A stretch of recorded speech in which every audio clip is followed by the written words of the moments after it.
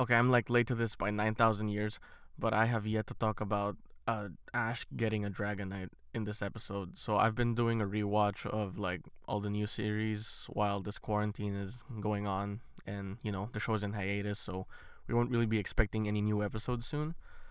And the previous episodes were kind of fillerish and were just there for like fun with the Pochama race, the Piplup race, and uh what was that other episode? Oh yeah, the whole one. It was pretty wholesome, but it still led to nothing. But this episode though, it was completely different. Like there was kind of still no goal because they just want to go to the Dragonite or the Dragonair or well, it's both Dragonite, Dragonair, and Dratini Island. But the highlight of it all was obviously when Ash caught a friggin' Dragonite. Like when was the last time that you saw Ash caught like a big Pokemon such as Dragonite? I mean, it's a freaking Dragonite. Okay, you can't you can't like not talk about that. It's like an OG like big Pokemon, and this has been a very big highlight for Ash's team. I believe that Dragonair's name here was Haruki, and Dragonite's Japanese name was Kairyu. I loved it so much, especially when he used the Electro Web and tries to hurt himself, because it is crazy how he did. I mean, it's typical Satoshi, training style when he tried to like hurts himself just to prove to the Pokemon, yo, you can do it. Never give up. You can do it even if you try this way or that way. It's very painful. Like he wants to use it as a trampoline for him to bounce off and attempt to, I guess, show Dragonair to fly. And he didn't care if it would electrocute him, because this is an electric type move.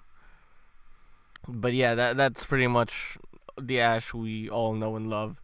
Eventually, the Dragonair, which is still unevolved at the time, was trying to fly with its Dragonite buddy to the sky. But Ash was like saying, like, no, you know what? I want to help you out. You can do this.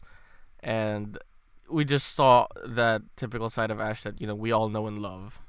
The compassionate side of the compassionate trainer that we all know, that does a lot of sacrifices to ensure that, the Pokemon that he helps eventually get to their goal.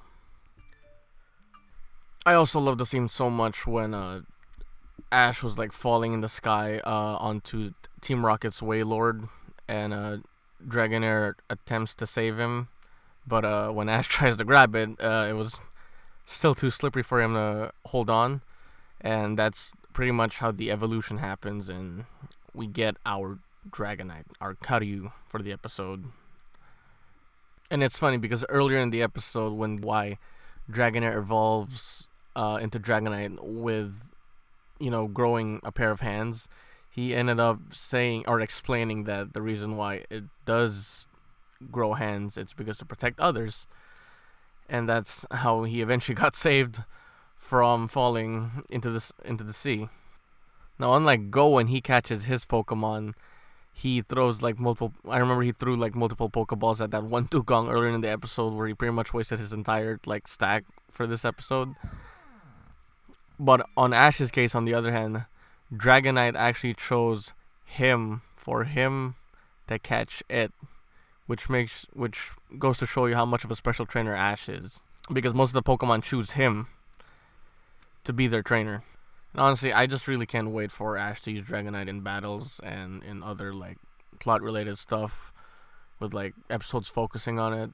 And I'm pretty sure a lot of people have the same thoughts as me, but I would really want to see a fantasy battle between Ash's Dragonite and Iris's Dragonite, because it's a real clash in personalities. Because from what I remember, I know Iris's Dragonite is like way more aggressive and way more serious, while Ash's Dragonite, from the looks of it, seems to be a very like warm and kind-hearted like Pokemon that just wants to hug you. Kind of reminds me of Claire's Dragonite a bit from Johto, I think, because Didn't that give like a lot of flowers, or was that just in Best Wishes? I don't know.